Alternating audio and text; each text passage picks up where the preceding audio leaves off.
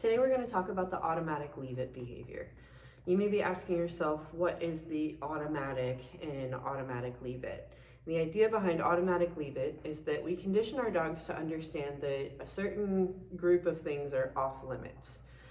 This might include food that's on our counters, food that we drop from our hands, things that we're holding.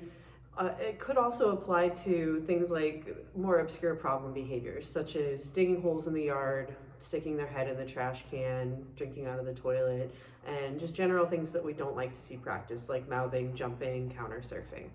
So, automatic leave it to me means that I do not have to tell my dog to leave these things alone consistently, that I sort of group these things into a list of things that my dog is not allowed to do, not allowed to put their mouth on, not allowed to put their feet on, and so on. And so the way that I communicate to my dog that they've made a mistake is through the word no. So you could also consider that this exercise is a bit about conditioning our dog to the word no. What I want no to mean is to stop the behavior that you're doing, or maybe back away from the item that you have or that you're moving towards. So we have an exercise or kind of a group of exercises that we can use to condition this behavior. So with Coda here, I'm going to take a handful of food. And I'm going to hold this food here at her nose while she sniffs. Yes. Pulling her nose away from the handful of food, which she can very clearly smell, is going to elicit the marker word YES, and that gets her a reward. So backing off of it or pulling away from it gets the treat. Yes. It may seem at first with your dog, if you've never practiced this before, that they are just getting distracted or maybe losing interest because they don't have access to the food. That's perfectly fine to mark and reward that behavior. Coda has practiced this before, but it's been, just a really long time.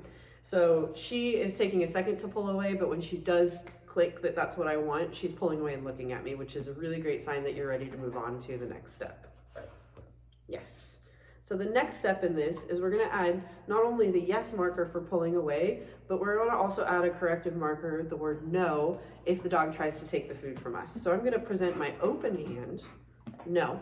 And if she tries to take the food from me, I'm going to tell her no and close my hand up. It's important to stay really calm with this part, so I don't want to raise voices. I don't want to jerk my hand away really quickly. We want to stay really calm and in control. As long as you have a plan, there's no reason to kind of lose your cool. So just closing the hand, that's the plan. No. I consider touching my hand to be a no.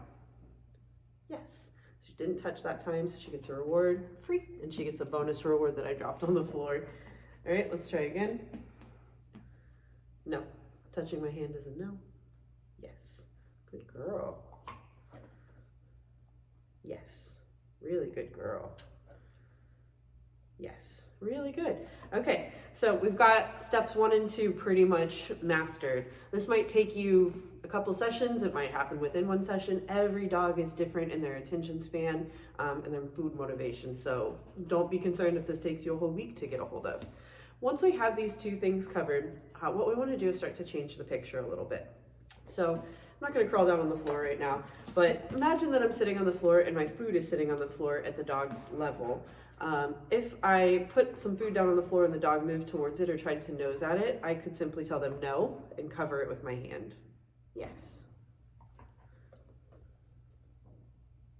Yes. Oh, really good. You got that really fast. No. Yes. Yes, good girl. So changing the picture from in my hand to on the floor is one way that you can kind of advance your dog in this process. Another way is by dropping food. And this one's the most fun to practice personally, I think.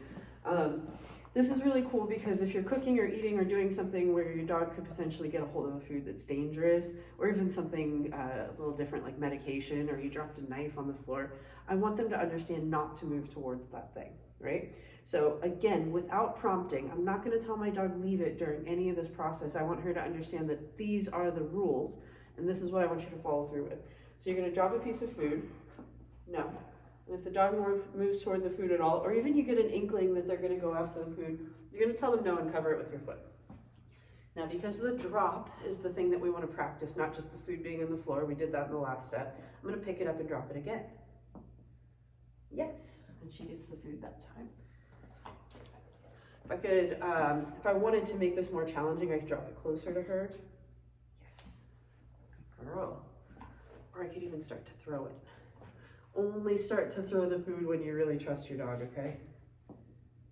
Yes. Good girl. Now you're being too good. Yes. Good girl. Free.